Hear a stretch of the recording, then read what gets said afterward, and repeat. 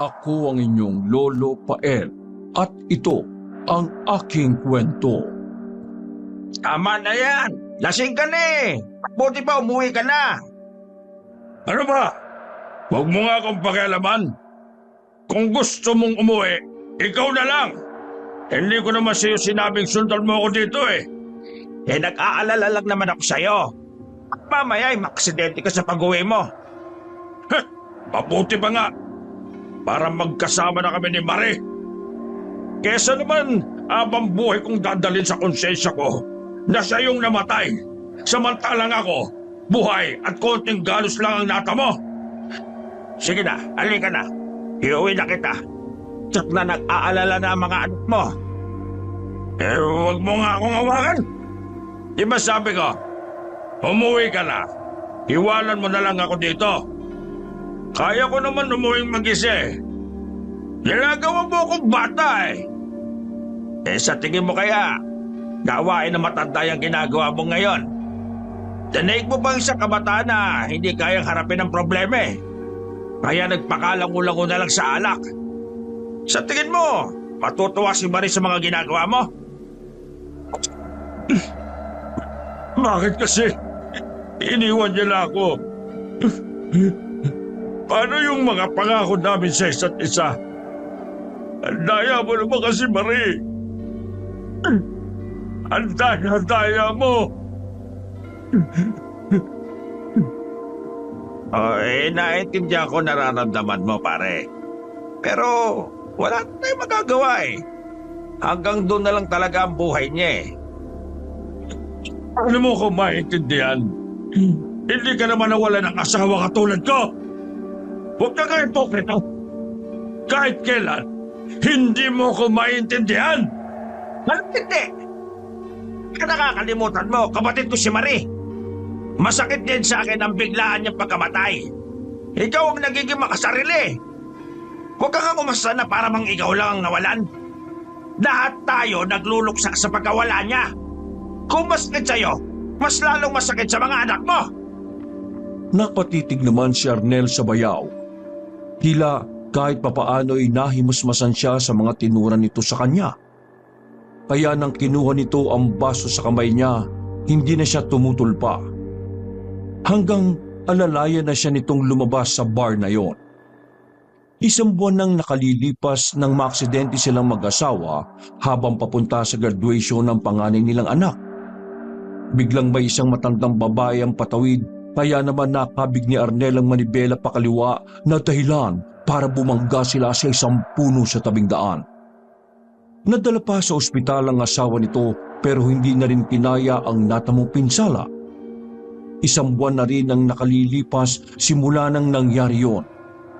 Hanggang ngayon, hindi pa rin matanggap ng lalaki ang biglaang pagkawala ng asawa. Saan ba tayo pupunta, bayaw? Dadali mo ba ako kay Marie? Hindi, ihatid na kita sa bahay niyo.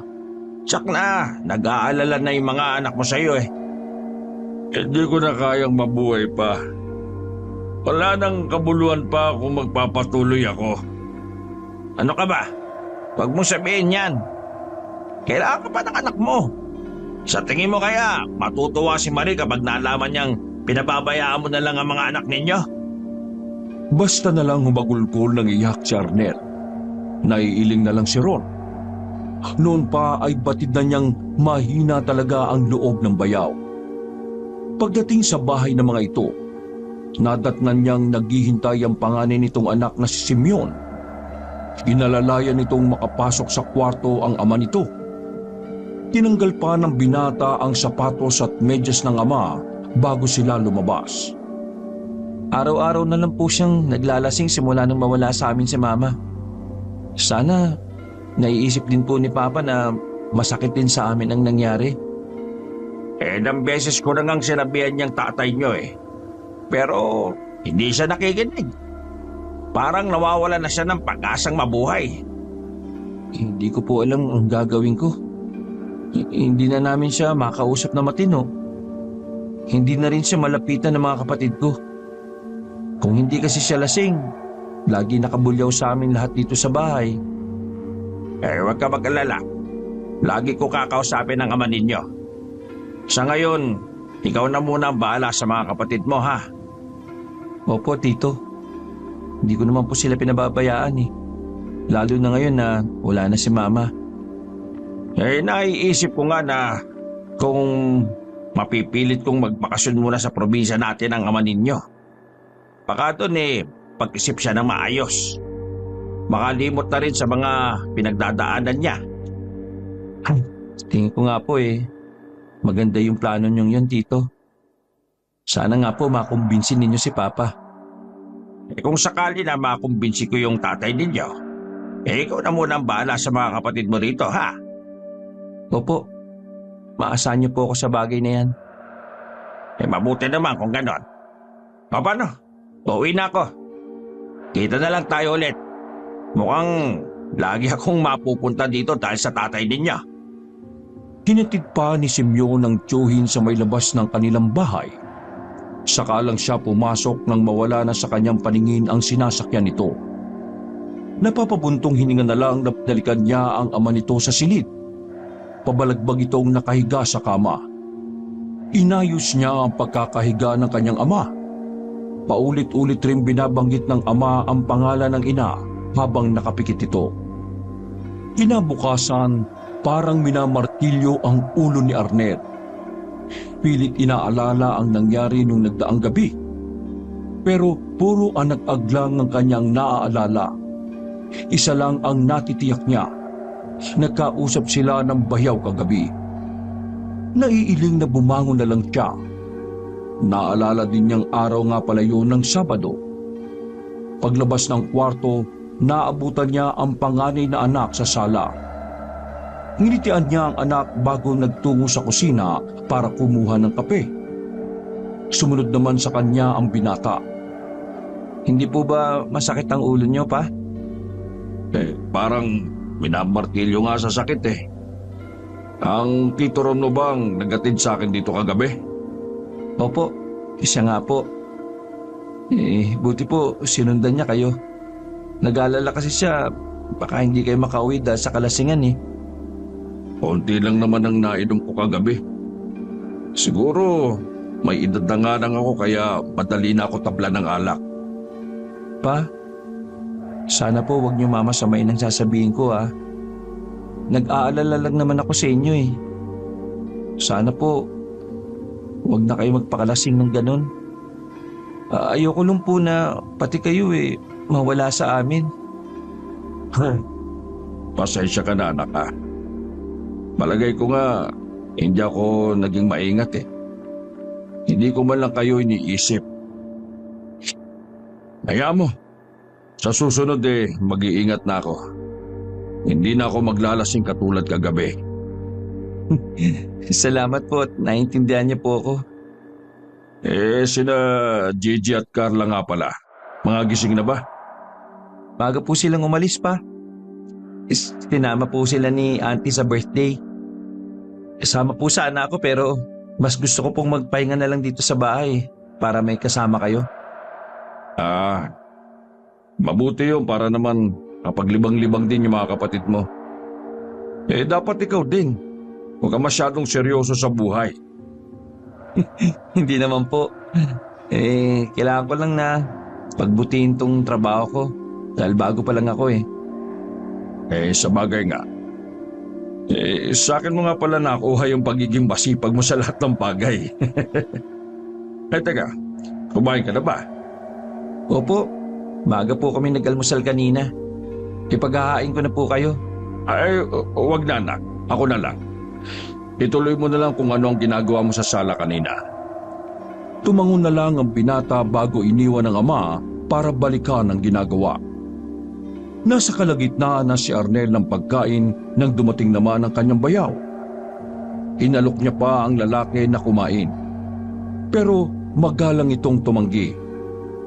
Kumain na di umano ito sa kanila bago umalis. Kasama pala ng asawa mo mga bata. Ano bang sa atin? Hindi ka pupunta ng ganito kaaga para lang makipagkwentuhan ha? Dahil ba sa nangyari kagabi? Takbo, pasensya ka na bayaw. Hindi ko na maalala yung mga pinaggagawa ko tungkol nga doon. naisip ko lang na bakit hindi ka na lang muna magbakasyon sa probinsya natin para makalimot? Kesa naman na araw-araw ka maglasing dito. Pati mga anak mo naapektuhan na rin eh. Bayaw, kahit nasaan ako, lagi ko pa rin maaalala ang asawa ko. Hindi ko lang talaga mapigilan ng maglasing. Tuwing na kasing umuwi ako dito sa bahay lagi na lang akong iginugupo ng sobrang kalungkutan. At saka, hindi pa naman natatagalan mula ng pamatay ang kapatid mo eh. Nag-aalala lang naman ako sa'yo. At saka, naawa rin ako sa mga pamangking ko. Ayoko lang na pati ikaw pawala sa kanila. Baka sa minsan pag-uwi mo ng lasing, ikaw naman ang maaksidente o paano na sila. Huwag ka mag-alala. Hindi mangyayari yon. Kahit gusto ko pang sumunod sa asawa ko, alam kong hindi ko pa iiwanan ng mga anak ko. Sana nga. Kaya kung maaari, huwag ka na magpakalasing ng ganon. Hindi ko nagagawin yun, Bayaw. Para hindi na kayo nag-aalala sa akin. Uy, mabuti naman. O paano? Alis na ako. May kakatagpuin din kasi ako eh. Tumungo lang si Arnel sa Bayaw bago ito umalis. Tinanguan pa nito ang pamangkin na nasa sala bago lumabas ng bahay. Natuwa naman si Simon sa narinig na pag-uusap ng kanyang ama at tiyuhin. Labis na rin kasi siyang nag-aalala sa ama. Ngunit ng gabing yon, muli na namang umuwing lasing ang ama. Iniuwi ito ng kaibigan nito sa kanilang bahay. Naiiling na lang din si Simon. Akala pa naman niya ay nakinig na ang ama sa kanyang tiyuhin na wag nang maglalasing. Sandali lang pa. Kukuha lang po ako ng kape. Bakit gising ka pa? Ang mga kapatid mo? Kanina pa po sila natutulog. Kaya po ako gising dahil hinihintay ko nga po kayo. Pa, akala ko ba hindi na kayo maglalasing? Hindi naman ako lasing Nakainom lang. Ikaw naman talaga Kaya kasing tanggihan yung isa kong kaibigan Sige na, huwag ka na magalit dyan. Hindi naman po ako nagagalit pa.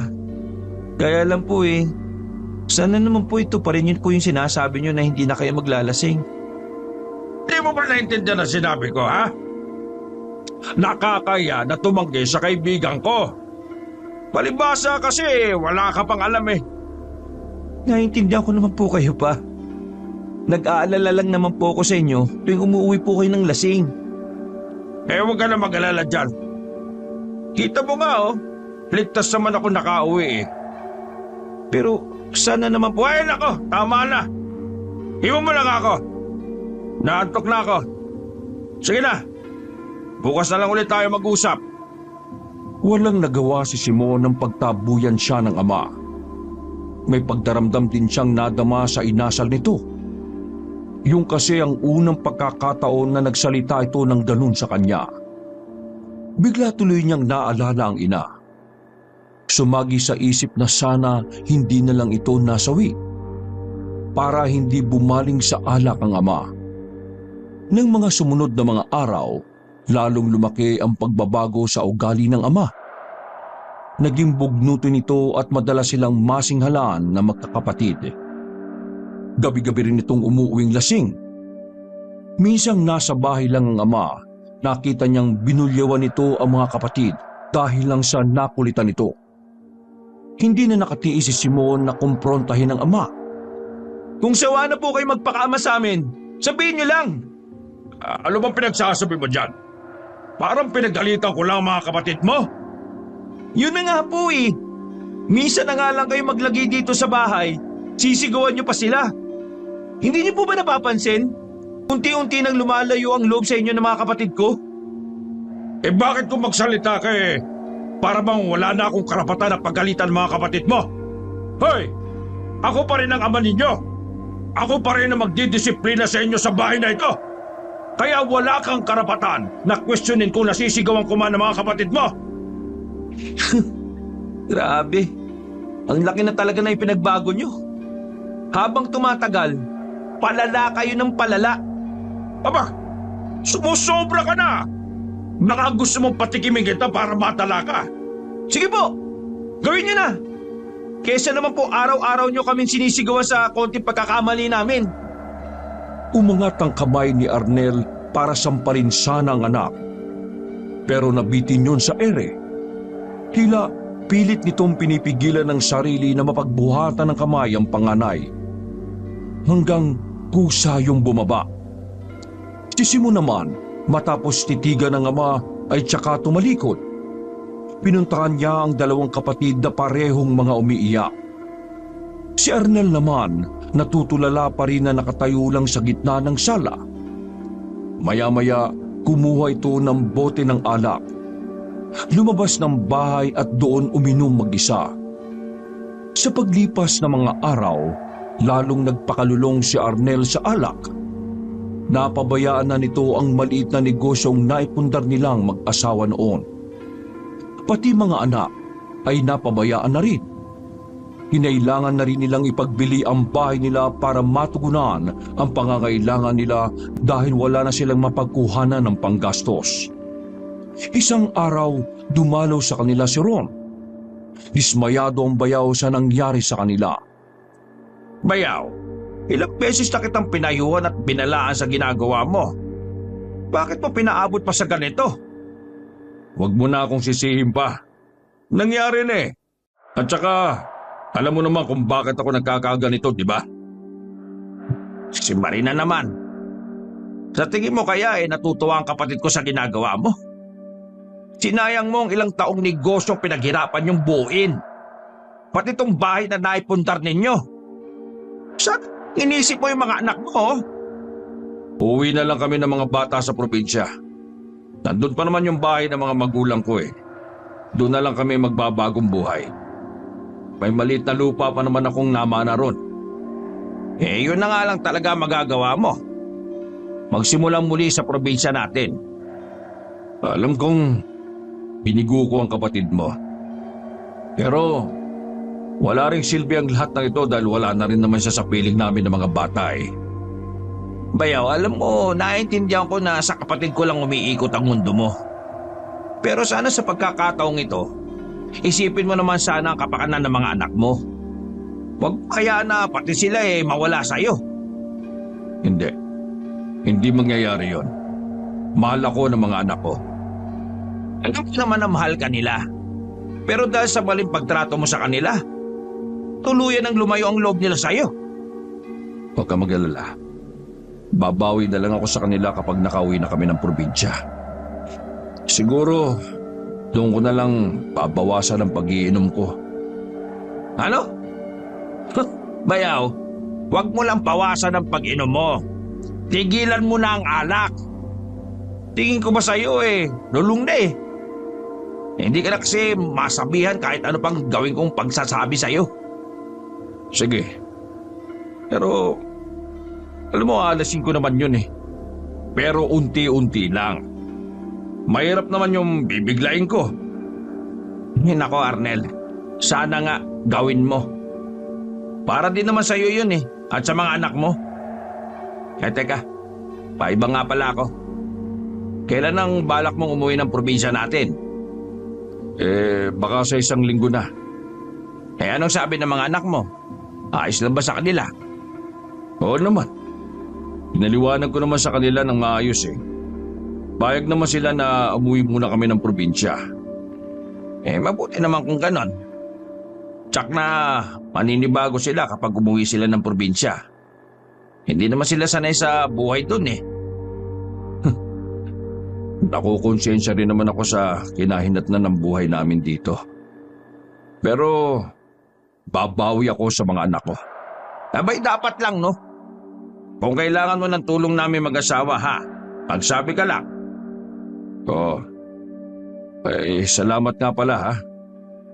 Lagi kang nandyan kahit na hindi ako nakikinig sa'yo. Hinapik lang siya sa braso ng bayaw. Bago nito hinarap at kinausap ang mga pamangkin. Puno naman ng panlulumo sa sarili si Arnel na mga oras na yon. Batid niyang malaki ang pagkukulang niya sa mga anak. At naroon din ang takot sa dibdib sa magiging resulta ng plano niyang pag-uwi sa kanilang probinsya. Wala lang talaga siyang mapagpilian. Dumating ang araw na pag-uwi nilang mag-aama. Nagpahiram ng sasakyan ng bayaw na si Ron para maikarga ang lahat ng kanilang gamit. Pagkatapos ng ilang oras na biyahe, narating din nila ang isang maliit na baryo. Unang napansin agad ng mga magkakapatid na makakalayo ang mga bahay. Isang bahay na yari sa tabla at bato ang kanilang bagong titirhan. Kitang-kita sa mukha ng tatlong magkakapatid ang disgusto sa pagtira doon. Dito po ba talaga tayo titira? Oo, bahay ito ng mga magulang ko. Dahil wala naman akong kapatid kaya sa akin ito napunta. May malaking lupain din ang ama ko na pinapaupahan ko sa pinsang ko. Tinataniman niya yun ng sari-saring pananim. Malapit lang po ba rito yung bahay nila lolo't lola? Oo, malapit lang. Pwede kayong pumunta doon para makilala nyo naman yung ibang kamag-anak ng mama ninyo. Tsak na matutuwa sila kapag nakita kayo magkakapatid. Baka po bukas na lang kami pupunta doon. Pa, bakit po hindi tayo umuwi rito nun? Lagi na lang sila lolo't lola ang dumadalaw sa atin. Kasi, yun ang napagkasunduan ng mama nyo at ng mga magulang niya.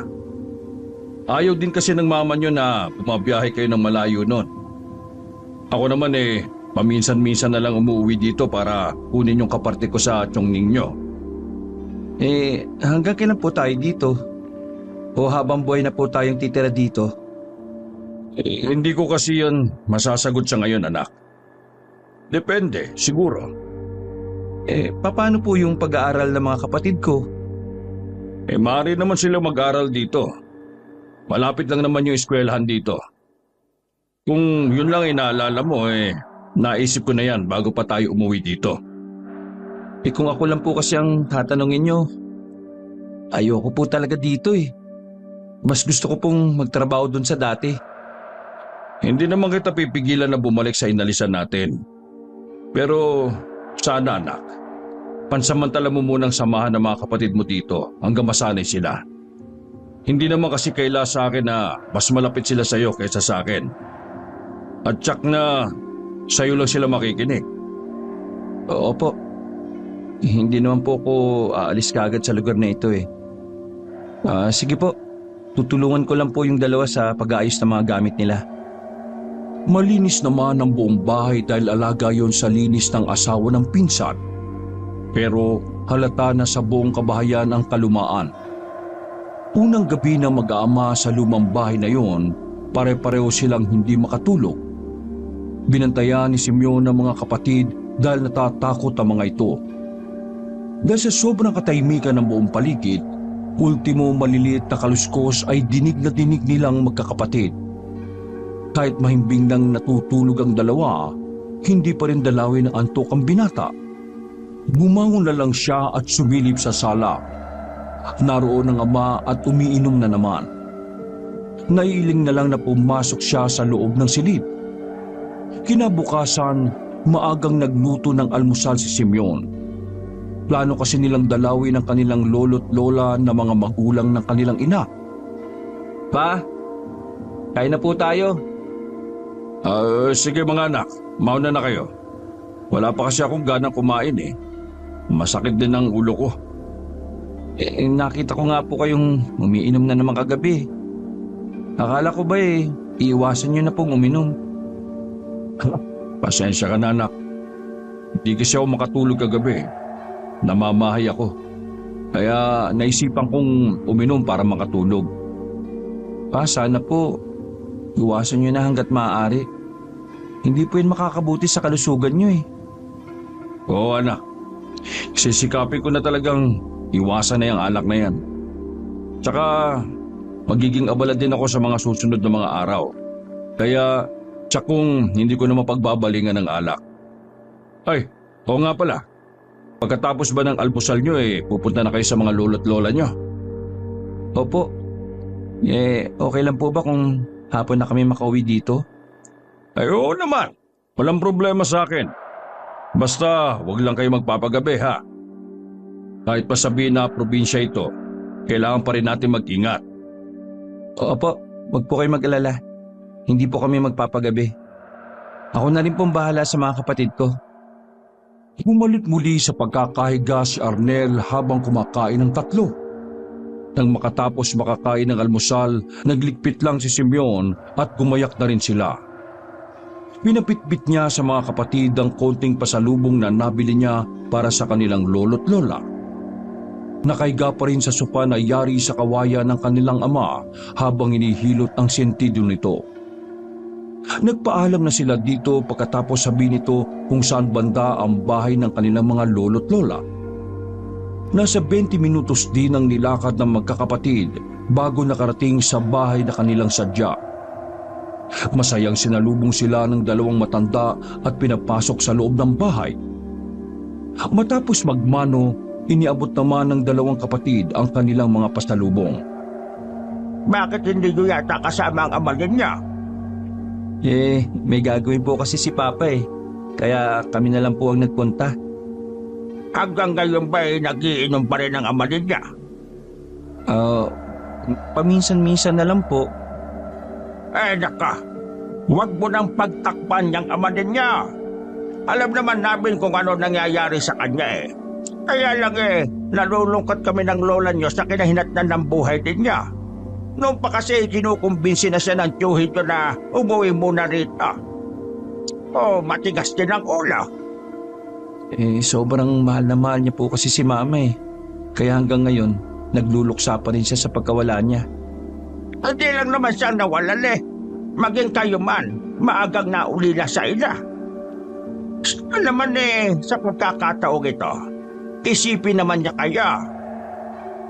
Huwag po kayo mag-alala, Lo. Sabi naman po ni Papa, babawi siya sa amin. Mabuti naman kung ganon. Teka, kayo ba yung mga kumain na ng almusal? Opo, tapos na po. Maaga akong gumising para makapagluto. Kayo po ni Lola? Ito at katatapos rin lang. Alam mo kasi dito sa atin, sanay kami gumising ng napakaaga. Teka, hindi ba kayo nahirapan sa biyahe niya? Hindi naman po. Medyo nanibago lang po kami magkakapatid. Malayo din po kasi. Ngayon ko lang po naintindihan kung bakit tumigil na rin kayo sa pagdalaw sa amin nun. Kaya lang kayo nakaluwas uli nung mamatay nga si Mama. Nasa tamang edad na rin naman kayo kaya sa tingin ko hindi naman masama kung mapag-usapan natin ang bagay na ito. Bakit po? Ano po ba yun, Lo? Tungkol po ba sa pagkamatay ni Mama? Oo, iho.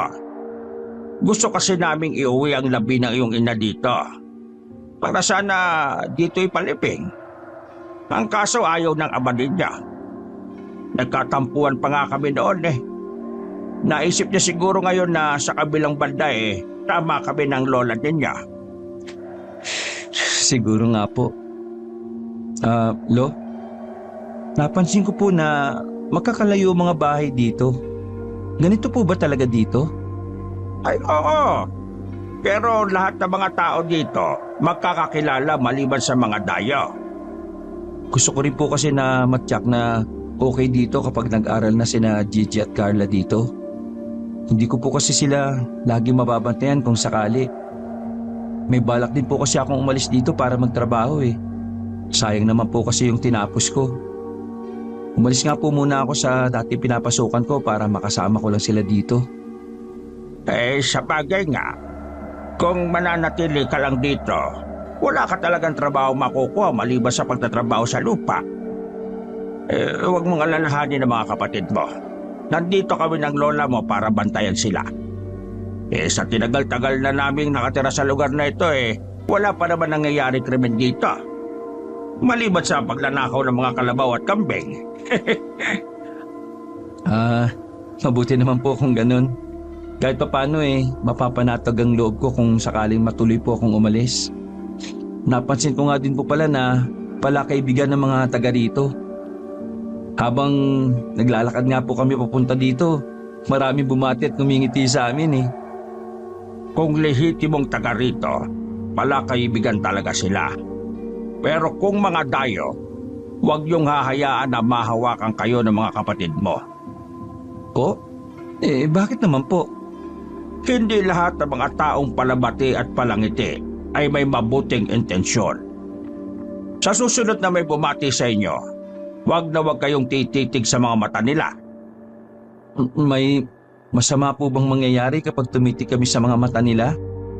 Yung bang parang mahihipnotismo? Higit pa doon. Kaya ingatan mo mga kapatid mo. Sila pa naman mga walang muwang. Madali silang mahikayat. Nahihiwagaan man sa mga sinabi ng lolo niya, hindi na lang nagtanong pa ang binata. Medyo kinikilabutan din kasi siya ng mga oras na yon.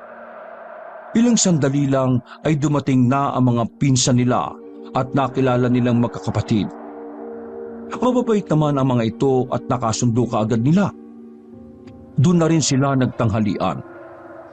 Dahil naging masaya ang pamamalagi nila sa bahay ng kanilang lolo't lola, hindi na namalaya na magkakapatid na maggagabi na pala.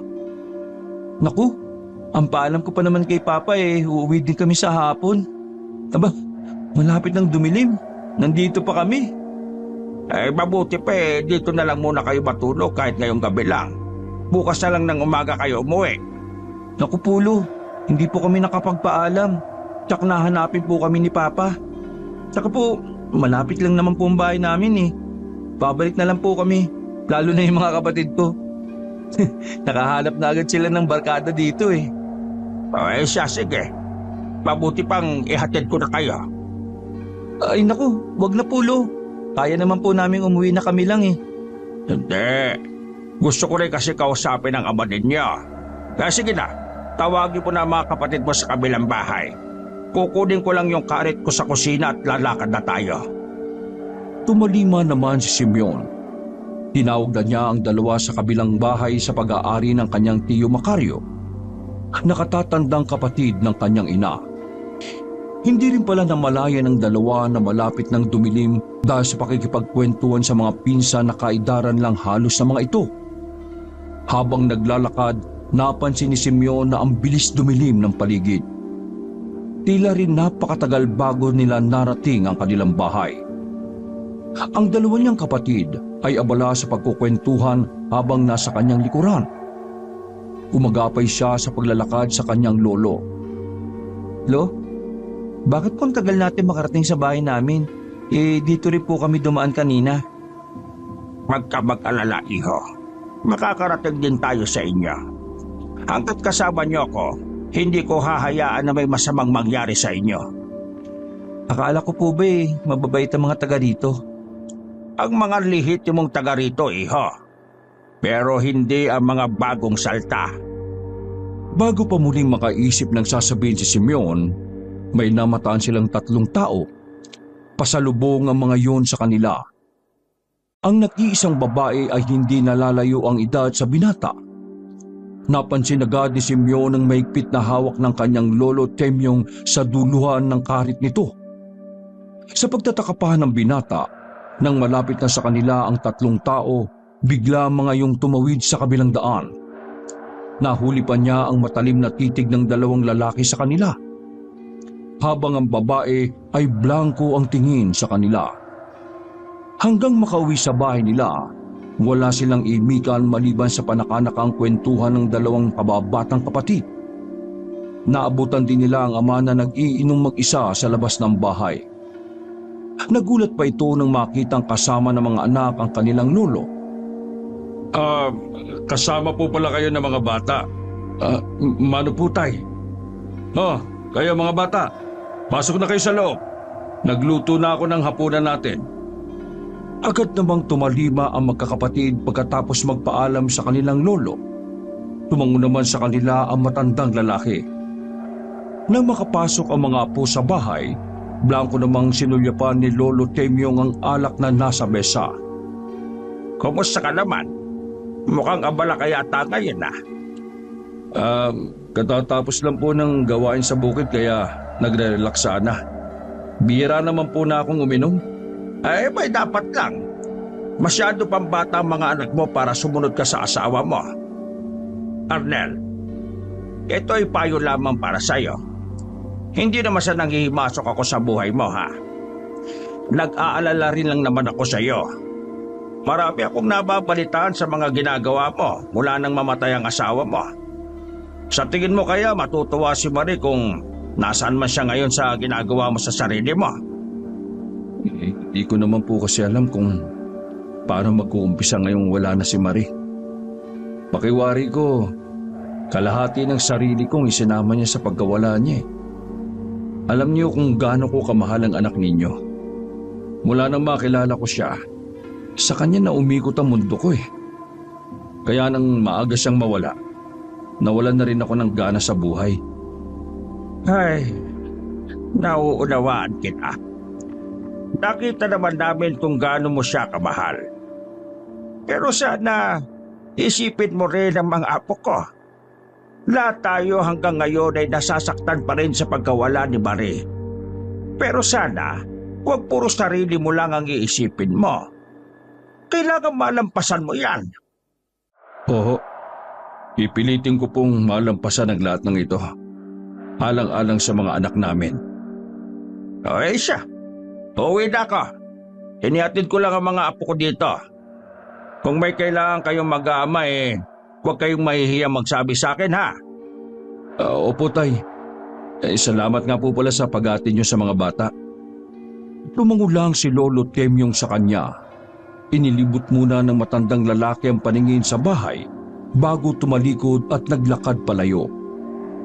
Si Ernel naman ay muling binalingan ng anak. Para bang nakalimutan agad niya ang kani-kanina lang na pag-uusap nila ng biyana.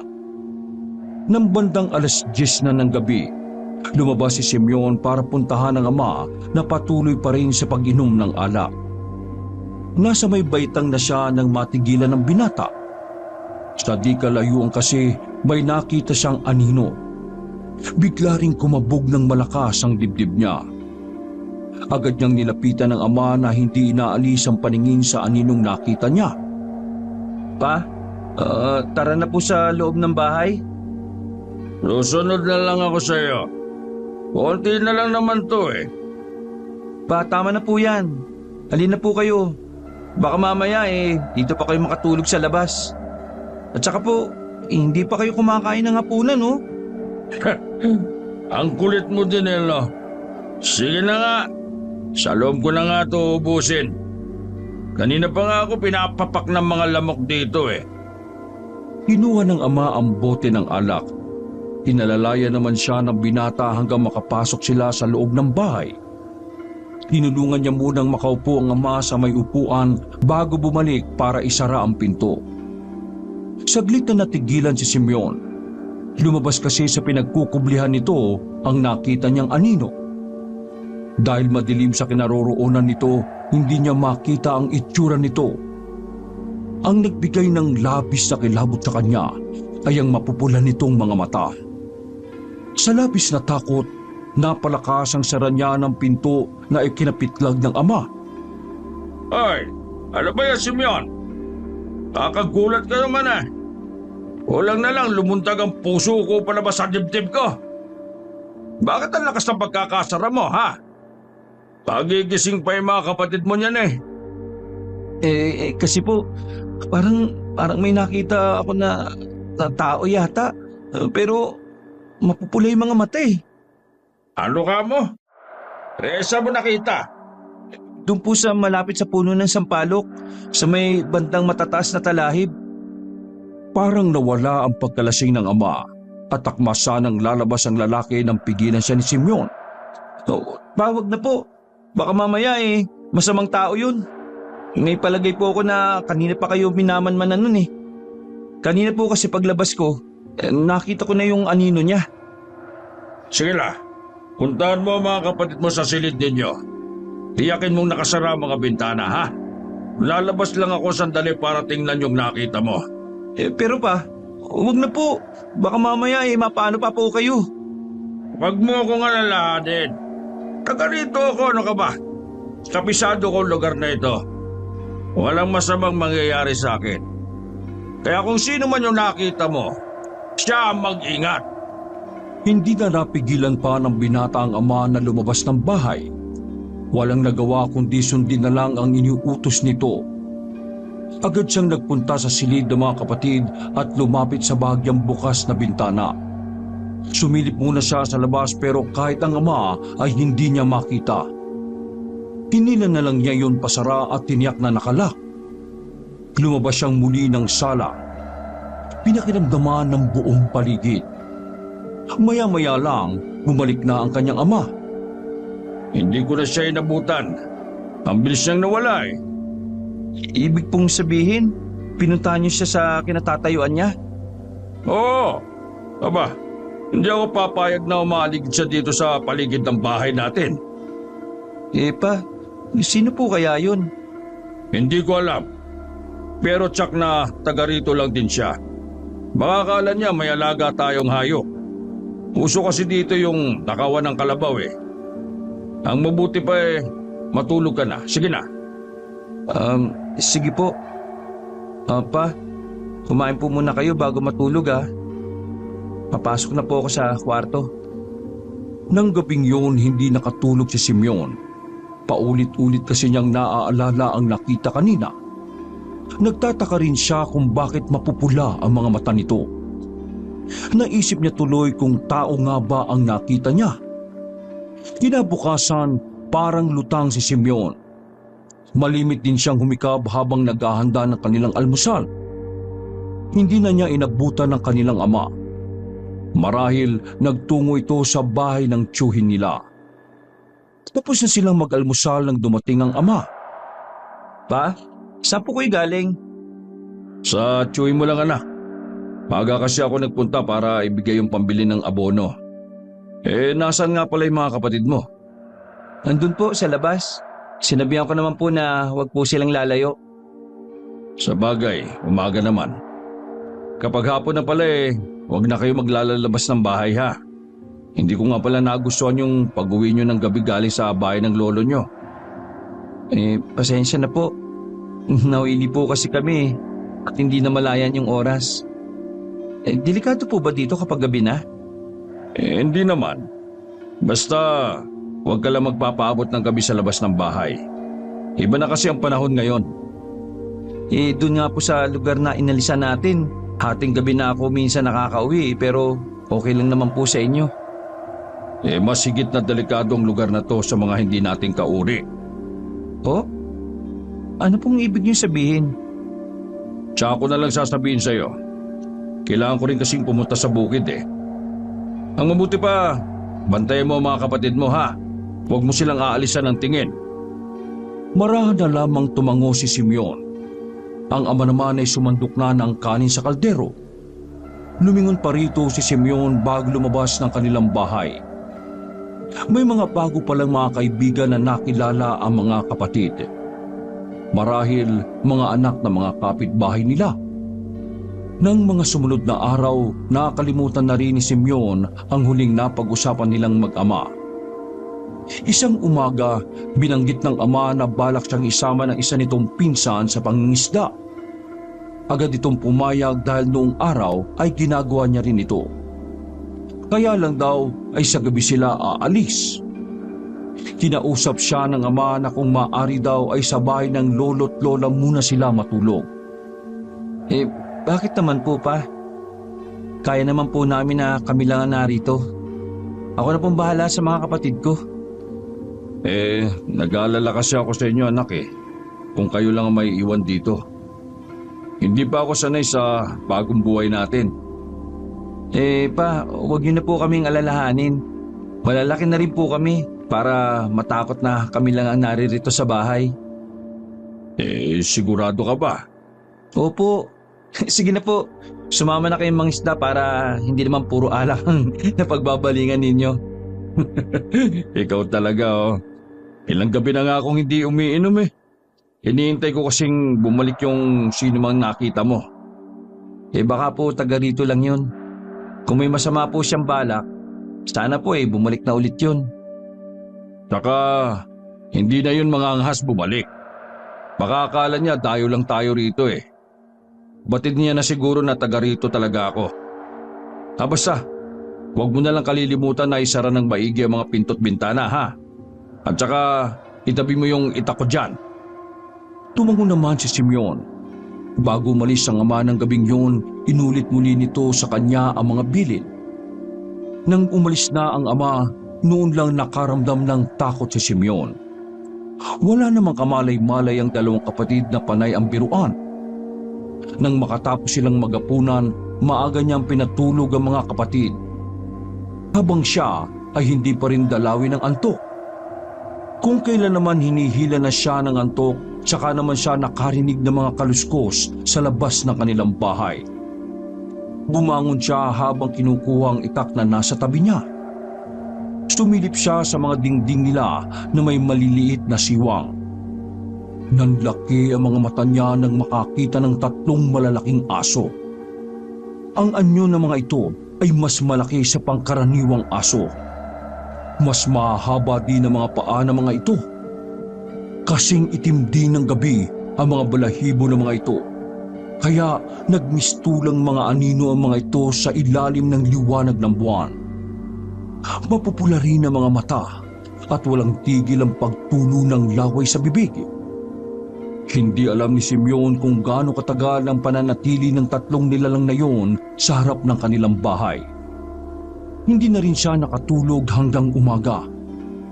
Kahit mabigat ang pakiramdam dahil sa kawalan ng tulog, nagluto pa rin ng almusal si Simeon. Pagkatapos nilang kumain, niyaya niya ang mga kapatid na pumunta sila sa bahay ng kanilang lolo. Habang naglalakad nga, nakasalubong na naman nila ang 3 taong nakasalubong nila nung gabing ihatid sila ng kanilang lolo. Ngunit sa pagkakataong yon, hindi umiwas sa mga ito. Nang tumapat sa kanila mga ito, nagtayuan lahat ng balahibo ni Simeon sa katawan sa hindi niya maipaliwanag na dahilan. Hanggang makarating sila sa bahay ng kanilang lolo't lola, ay tila wala sa sarili ang binata.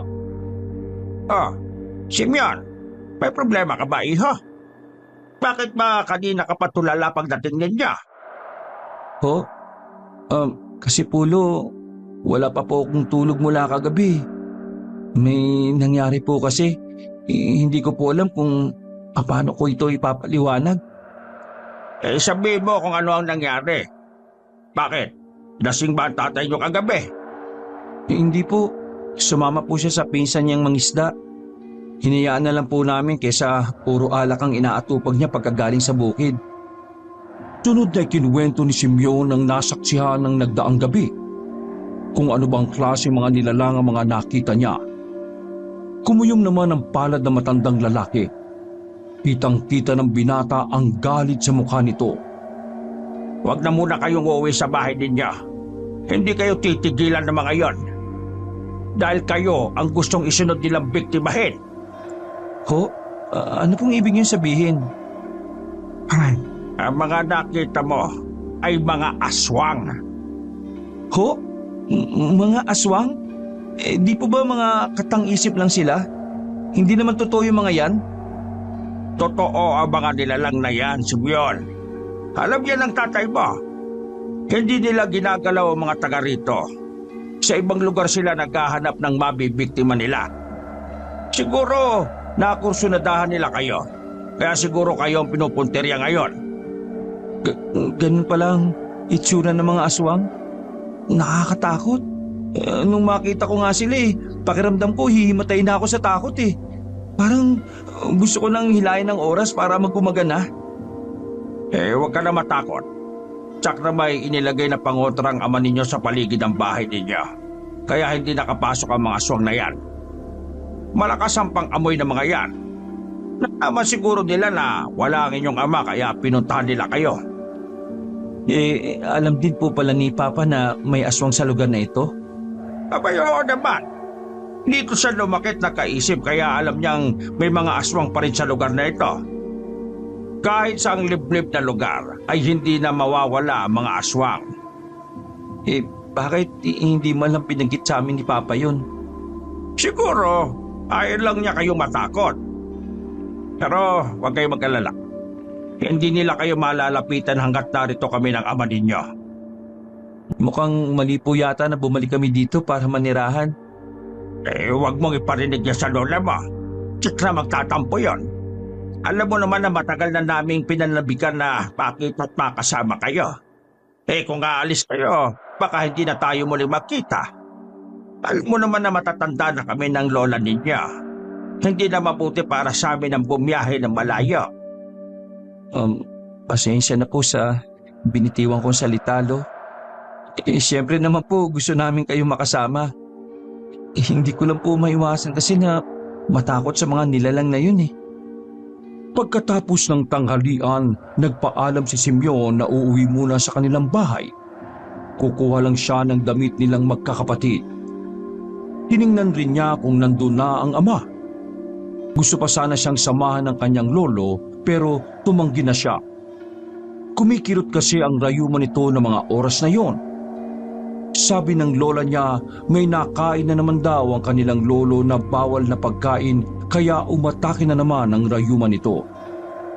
Sinabi naman niya na sandali lang siya at babalik kaagad.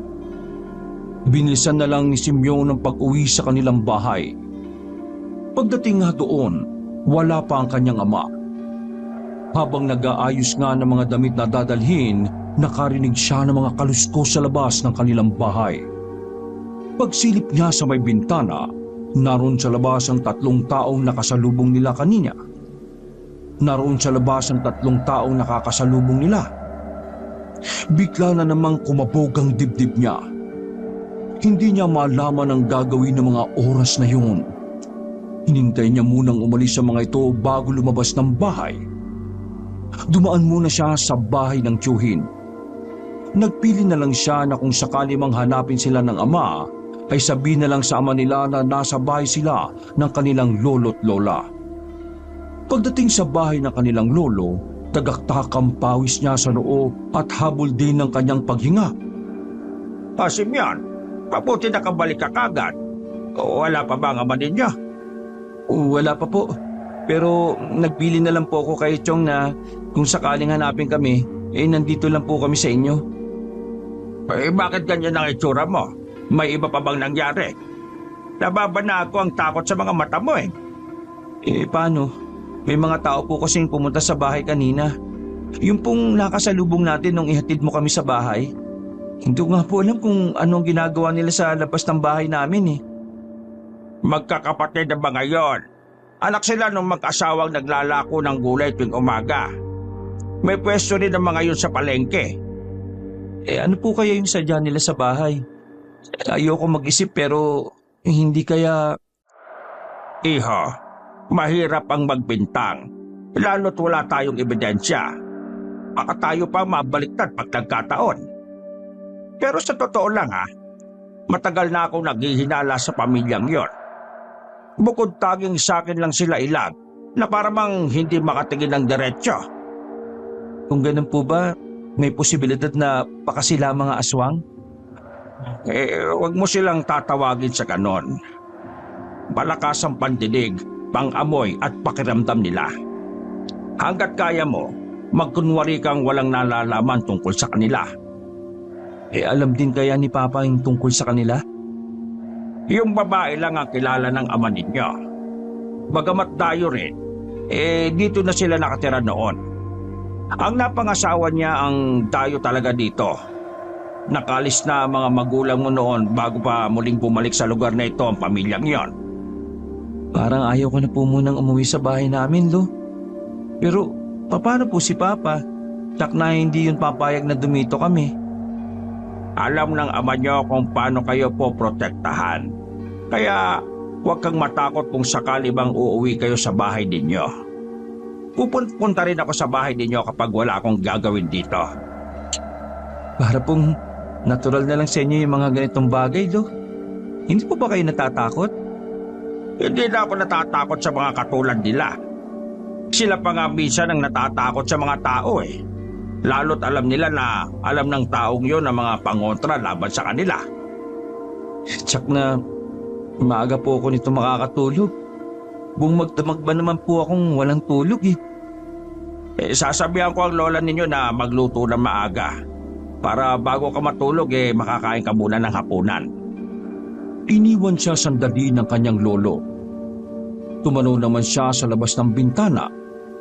Ang mga kapatid ay abala naman sa pakikipaghuntahan sa mga pinsan. Bandang alas 5 pa lang ng hapon, nakaramdam na ng antok si Simeon. Pinaghain na siya ng kanyang lola. Habang sumusubo, papikit-pikit na ang kanyang mga mata. Bago mahiga, binilinan niya muna mga kapatid na pumasok na bago pa dumilim. Naalimpungatan na lang si Simeon nang makarinig ng tila kalusko sa silong ng bahay. Para ba yung naglalakad ng pabalik-balik? Tuluyan ang nagising ang kanyang diwa.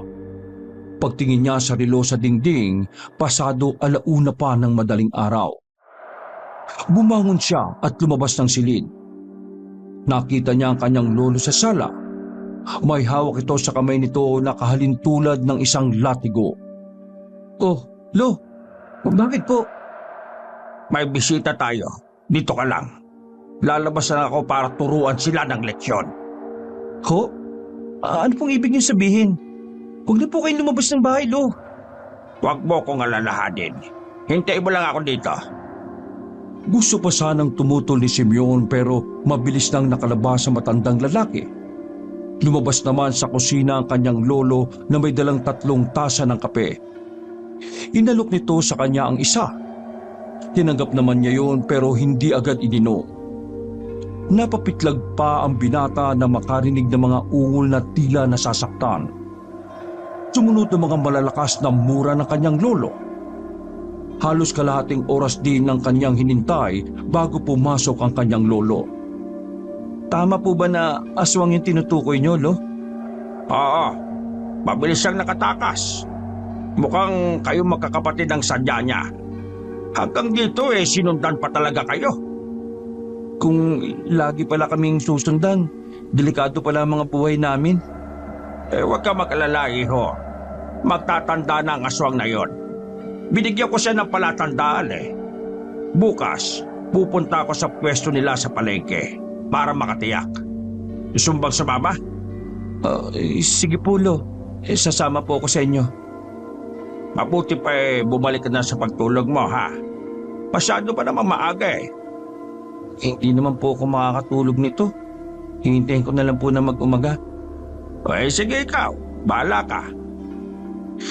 Nakintay na nga lang si Simeon hanggang mag-umaga.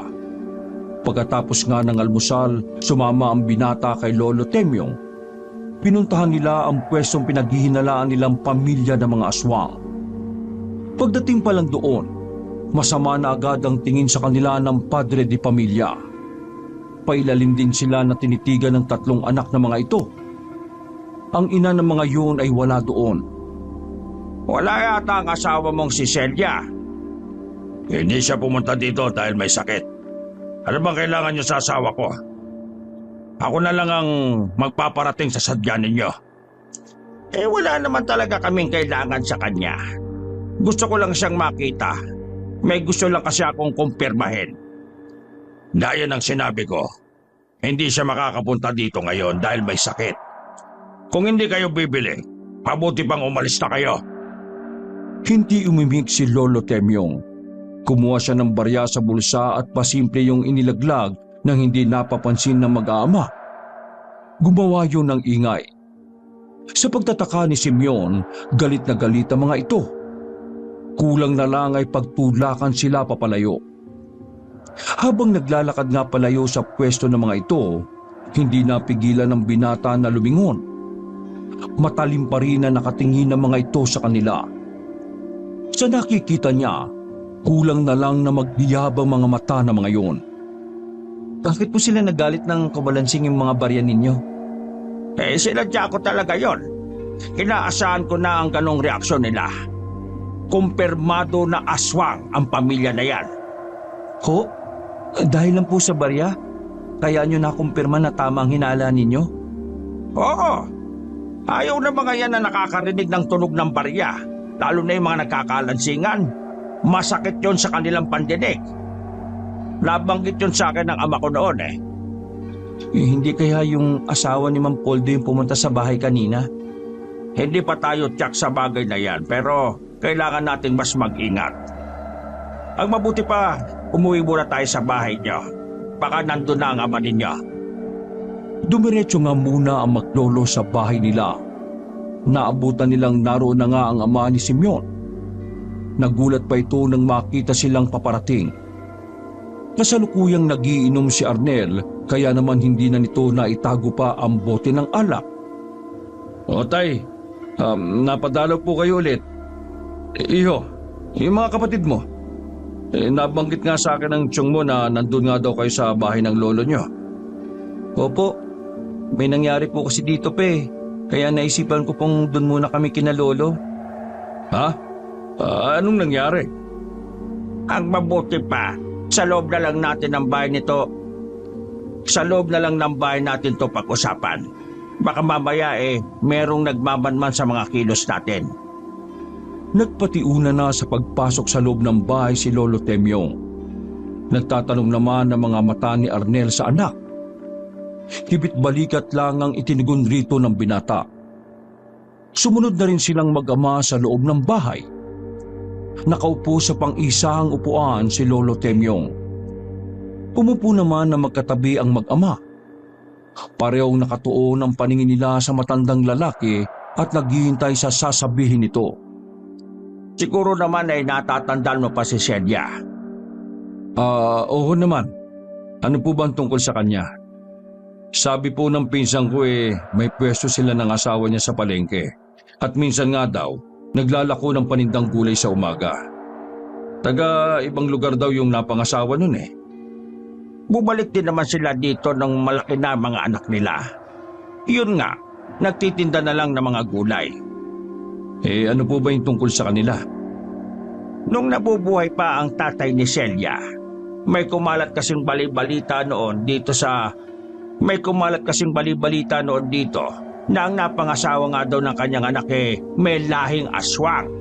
Kaya marahil matindi ang pagtutol niya na dito tumira noon ang mag-asawa. Nagalit pa nga siya sa akin noon Kung hindi daw kasi sa anak kong si Marie, baka kayo daw ang nakatuluyan ng anak niya. Di sana daw hindi mapapariwara ang anak niya. Alam naman po nila na si Marie talaga ang gusto ko noon pa. Kaibigan lang talaga ang turing ko noon kay Celia. Bakit po ba kailangan pa nating ungkatin ang nakaraan? At saka, yung tungkol sa balita na may lahing aswang ang napangasawa niya, chismis lang naman po yun, hindi ba?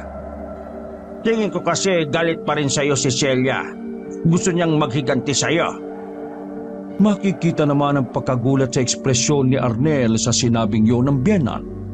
Isiniwalat na rin ni Lolo Temyong ang muntikan ng pagkapahamak ng mga apo at pagpunta nila sa palengke para sana kumprontahin si Celia. Nakumpirma niyo na aswang talagang pamilyang yon? Ganun na nga. May palagay ako na hindi nila titigilan ng mga anak.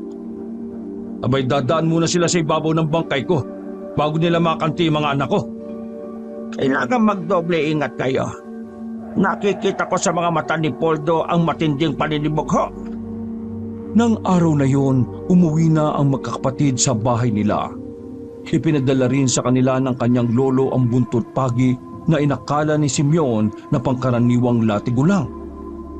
Tuwing hapon, nagsusunog ng lumang gulong si Arnel. Hindi kasi gusto ng mga aswang ang amoy ng nasusunog na goma.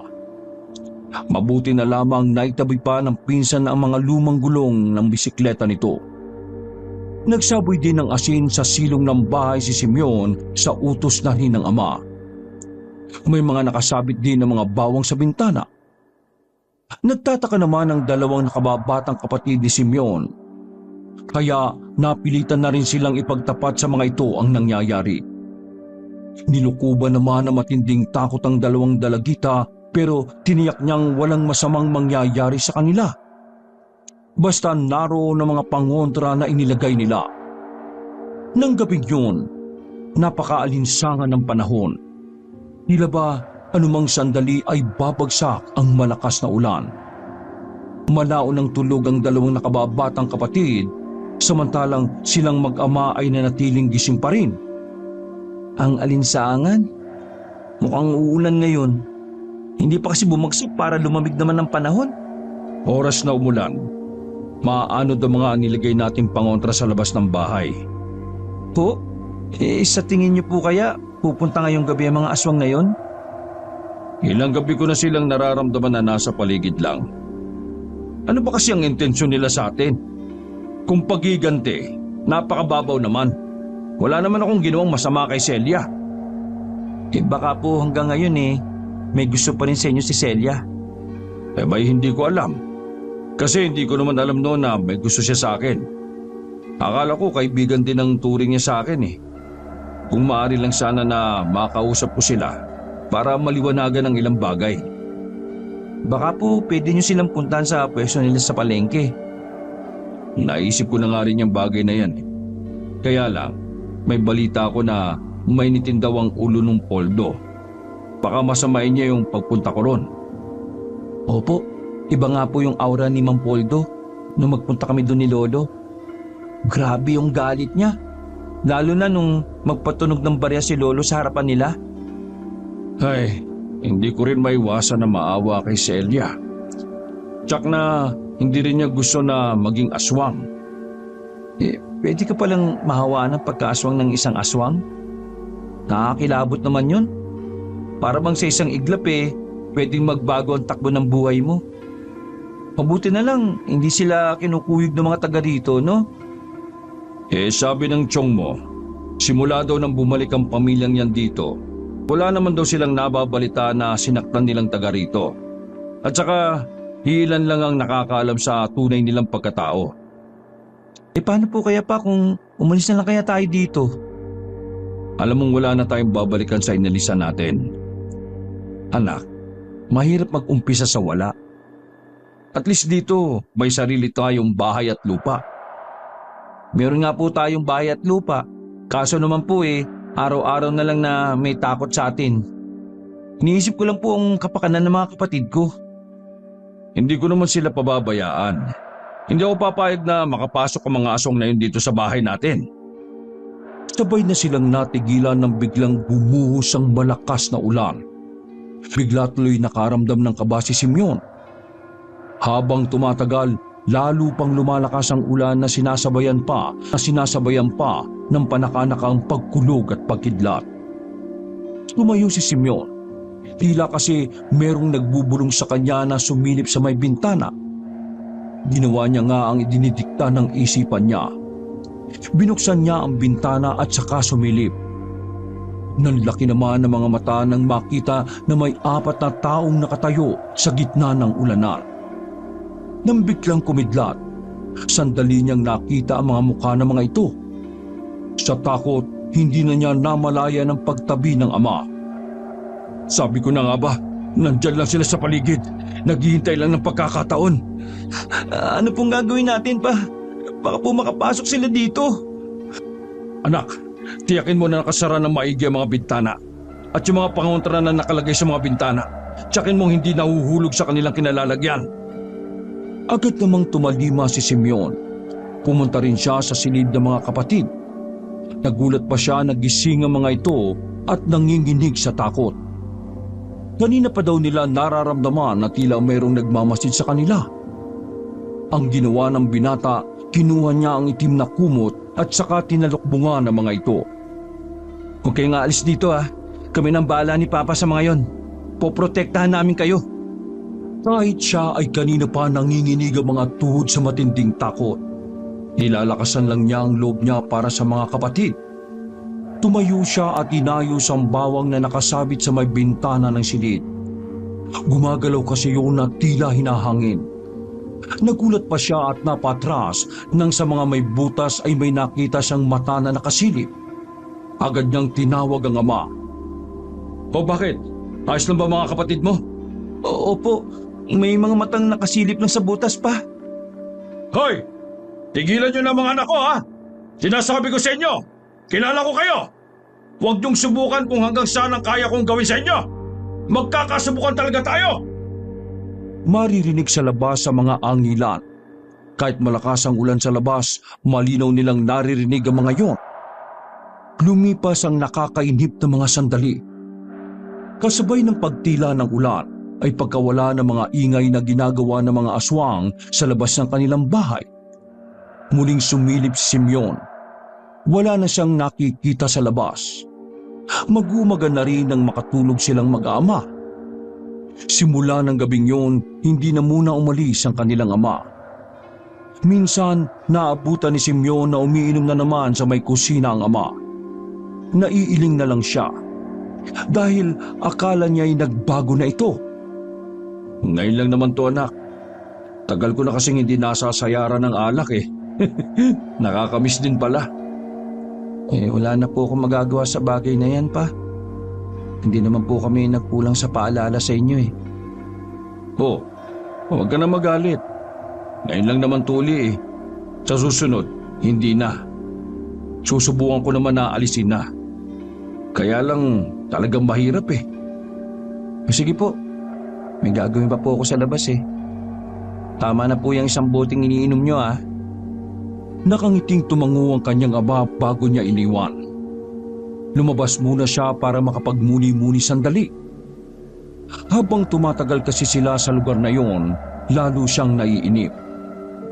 Gusto na niyang bumalik sa dati nilang buhay. Tumasagi minsan sa isip niya na hindi sa lugar na yon ang para sa kanya. Gusto niyang tuparin ang kanyang mga pangarap. Hindi pa nga lang siya makapagdesisyon sa ngayon dahil sa problemang kinakaharap nila. Sa lalim ng iniisip niya, hindi na niya namalaya ng paglapit ng isang babae. Bagya pa siyang napatras nang makitang sobrang lapit na nito sa kanya. Nang umiti ang babae, may kilabot siyang naramdaman. May kailangan po kayo? Celia! Layuan mo anak ko! Ayaw magtukos! Nagulat naman si Simeon at napatitig ng husto sa babaeng kaharap. Iba kasi ang kislap sa mga mata nito na parabang nagbabanta. Nang makalapit ang ama, pinutusan siya na pumasok sa loob ng bahay at bantayan ang mga kapatid. Agad namang sumunod ang binata. Nasa loob na siya ng bahay at nakatanaw sa may bintana at noon lang niya napansin na hawak ng ama ang buntot pagi ng kanyang lolo Temyong. Hindi niya naririnig ang pinag-uusapan ng mga ito. Ngunit sa nakikita niyang ekspresyon sa mukha ng babae, hindi nito nagugustuhan ang sinasabi ng kanyang ama. Bago tumalikod ang babae at naglakad palayo, sumulyap pa ito sa kanya. Tsaka lang pumasok sa loob ng bahay si Arnel nang hindi na nito matanaw ang babae. Muli nitong binalikan ng alak na iniinom. Lumapit naman si Simeon rito. Ano po ang sabi ng babaeng yun sa inyo? Tama nga ang sinabi ng lolo mo. Gusto niyang gumatis sa pamamagitan yung mga anak ko. Naloloko na yata yung babaeng yun eh. Hindi ko kasalanan kung pinili niyang mapangasawa may lahing aswang. Pa, dapat po siguro humingi na tayo ng tulong kay lolo. Pupuntahan ko po siya ngayon. Hindi naman tumutulang kanyang ama nang sabihin niya yun. Hindi na nag-aksaya ng panahon ng binata. Agad na siyang nagtungo sa bahay ng kanyang lolo't lola. Pagdating, agad niyang sinabi ang kanyang sadya. Sumama naman sa kanya matandang lalaki. Pagdating sa bahay nila, agad na kinausap ni Lolo Temyong ang kanyang ama. Matindi talaga ang babaeng yon. Siguro matagal na siyang nagpaplano kung paano siya makakaganti dahil sa kamalasan na nangyari sa kanyang buhay. Akala niya siguro, pinalad ako sa pag-aasawa. Kung alam lang niya na hanggang ngayon nagluluksa pa rin ako sa pagkawala ni Marie. Maswerte pa rin siya dahil buo sila ng pamilya niya. Nabulag siya ng matinding galit sa iyo. Kung hindi siya titigil, ako na mismo ang haharap sa kanya. Hindi ko siya sasantuhin at oras na saktan niya ang mga apo ko. Kakalimutan ko nang minsang naging magkaibigan kami ng ama niya. Nakikinig lang si Simeon sa pag-uusap ng kanyang ama at lolo. Habang lumilipas ang oras, patindi ng patindi ang kaba ni Simeon at ng kanyang dalawang kapatid. Kung pwede lang sana na matapos na ang nangyayari sa kanila. Maaga pa lang ay nagluto na ng hapunan si Simeon habang nasa labas ang kanyang ama at lolo. Naroon din kanina ang pinsan ng ama. Gusto rin sana nitong tumulong pero sinabihan nito ng kanyang ama na ang pamilya na lang nito ang bantayan. Mahirap na kasing mabaling sa mga ito ang atensyon ng mga aswang. Sumapit ang gabi. Maririnig ang mga alulong ng aso sa di kalayuan. Noon lang ding naalala ni Simeon na kabilugan nga pala ng buwan. Nakaiga siya sa tabi ng mga kapatid sa hiling ng mga ito. Habang nasa tabi niya ang itak ng ama, bigla silang nabulabog na may malakas na puwersa ang tila nahulog sa taas ng bubungan nila. Halos mayupi ang yero nila. Ha? Ano po yun? Parang may malaking bato ang bumagsak sa taas. Hindi yung bato. Nandito na sila. Ano bang mangyari? Huwag mong iiwan ang mga kapatid pa, ha? Huwag na huwag kayong lalabas ng bahay. Bago pa nakahuma ang binata, magkapanabay na lumabas ng bahay ang ama at ang kanyang lolo. Siya naman ay agad na isinara ang pinto at saka binalikan ng dalawang kapatid na nag-iiyakan na sa matinding takot. Sa labas, hinarap ng magbiyena ng pamilyang aswang. Galit na galit ang mga itong sumugod sa dalawa. Kahit matanda na, maliksi pa rin kumilos si Lolo Temyong. Maging si Arnel, hinarangan niya ang pintuan ng bahay para hindi makapasok ang mga ito. Nagawa naman nilang gapiin ng 4 na aswang na umatake sa kanila. Pero nang sulyapan ni Lolo Temyong ang manugang, may malaking sugat ito sa may bantang tiyan. Namimilipit rin ito sa sakit pero hindi umaalis sa tapat ng pinto. Halika, pumasok na tayo sa loob ng bahay. Pero hindi pa natin sila natatalo. Kailangan magabot ang sugat pa. Walang nagawa si Arnel nang alalayan na siya ni Lolo Temyong. Bago tuluyang makapasok sa loob ng bahay, nasulyapan pa nila ang pagdating ng isang kasamahan ng mga ito. Ang akala nilang natalo na nila ay isa-isang tumayo mula sa pagkakahiga sa lupa. Agad nang isinara ni Lolo Temyong ang pinto. Inilagay niya roon ang hawak na buntot pagi. Natataranta namang kumuha ng gamot si Simeon sa kanilang silid. Gumagawa naman ng nakaririnding ingay ang mga nasa labas. Hindi nakatiis pa si Lolo Temyong. Akmang lalabas ito ng mahigpit na pinigilan ni Simeon. Lo, huwag na po kayong lumabas. Dumito na lang po kayo. O nga po, tay. Dito na lang po tayo. Hintayin na lang natin na mag-umaga. Aalis din ang mga yan. Makinig po kayo sa amin, Lo. Wala na po si Mama. Ayaw namin na pati kayo mapahamak. Sandaling napatitig si Lolo Temyong sa apo bago dahan-dahang lumapit sa upuan at naupo na lang. Kahit anong gawin ng nasa labas, hindi na lumabas ang matandang lalaki. Naisip din niya ang kapakanan ng mga apo. Baka yun rin ang hinihintay ng mga nasa labas, ang malingat siya para makapasok ito. Inayos na lang ni Simeon ang mga nakasabit na pangontra sa lahat ng sulok ng bahay. Ay nako, hanggang kailan po kaya sila sa labas ng bahay natin? Aalis din ang mga yan. Bukas, pagbukal ni Wayway, samahan mo ko, apo. Tayo naman ang dadayo sa kanila. Ano pong gagawin natin? Basta, samahan mo lang ako. Napatango na lang si Simeon. 3:00 na rin ang umaga nang tumahimik sa labas ng kanilang bahay. Noon lang din natulog ang mga kapatid niya. Nang lapitan ni Simeon ang ama, mahimbing na ang tulog nito. Bakas pa rin sa mukha ang kirot ng sugat nito. Muli niyang nilagyan ng gamot ang sugat ng ama. Ang kanyang lolo naman ay inabalang sarili sa pagtitimpla ng kape sa kusina. Papa, inabit mo muna ito. Ilang oras na lang naman magliliwanag na rin. Tiyak na hindi ka na rin naman makakatulog. Salamat po, Lo. At salamat po kasi sa oras ng panganib nandiyan po kayo para ipagtanggol kami. Hindi mo kailangan magpasalamat, apo. Mahal ko kayo. Lahat kayong mga apo ko. Hindi ako papayag na mapahama kayo nang wala man lang akong ginagawa. Kahit nangangatog pa rin sa takot, nagawa pa rin ngumiti ni Simeon. Napasulyap siya sa kanyang ama na umuungol at maya-maya lang ay nagmulat na ng mga mata. Pinilit nitong umupo na kaagad namang tinulungan ng binata. Kumusta na po ang pakiramdam ninyo? Okay lang ako. Kaya lang masakit pa rin ang sugat ko. Pwede mo bang kunin yung natitirang alak sa kusina? Makakatulong kasi yun sa akin para mawala ang kirot. Sige na, iha. Sundin mo na ang ama mo. Totoo na nakakatulong ang pag-inom ng alak para maibsan ang kirot ng sugat. Sige po. Pero ngayon na lang po ha. Oo anak, ngayon na lang talaga. Mamaya pala pupuntahan namin ng pamilyang yon. Bakit naman po? Baka mapahama kayo.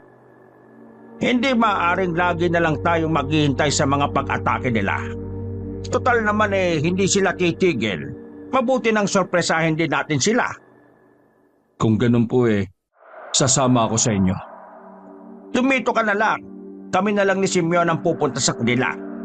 Kakusapin ko lang naman sila. Opo, tama po si Lolo. Dito na lang po kayo.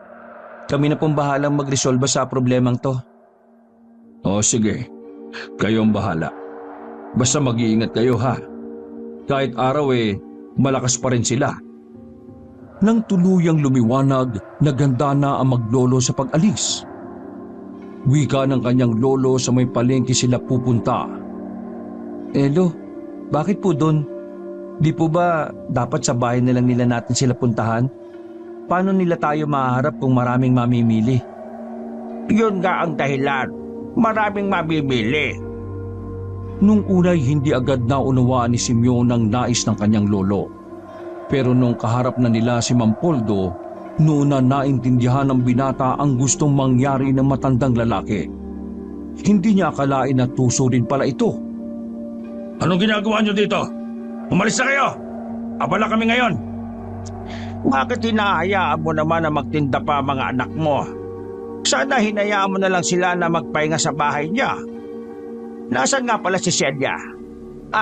Oo nga pala. Siya pala ang may pinakamatinding pinsala na data mo. Hindi ba talaga kayo aalis na maglolo, ha? Ano ba ang kailangan niyo? Tigilan niyo na ang pamilya ko. Kung hindi, malalaman ng mga taga rito ang tunay niyong pagkatao. Gusto niyo ba talaga na palipat-lipat kayo ng tirahan? Wala akong intensyong manggulo. Si Celia lang ang may gusto ng paghiganti. At yung mga anak namin, sinasama pa niya Pwes, rendahan mo ang babaeng yon. Alam mo ang kaya kong gawin. Kaya dapat matakot ka. Huling babala ko na sa iyo ito, Poldo. Baka gusto mong matulad ang pamilya mo sa mga kauri mo. Hindi nakahuma ang lalaki. Sa sandaling yon, naaninag ni Simeon sa mga mata nito ang takot. Simula noon, wala nang nanggulo pa sa bahay nila. Salamat sa kanyang lolo Temyong.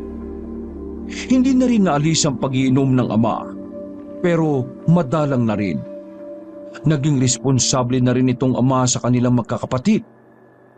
Sa kabila ng karanasang yun, mas pinili na rin ng pamilya nila ang manirahan sa lugar na yon. Napagtanto din kasi nila na iba ang kapayapaan na naibibigay sa pagtira sa probinsya. Wakas!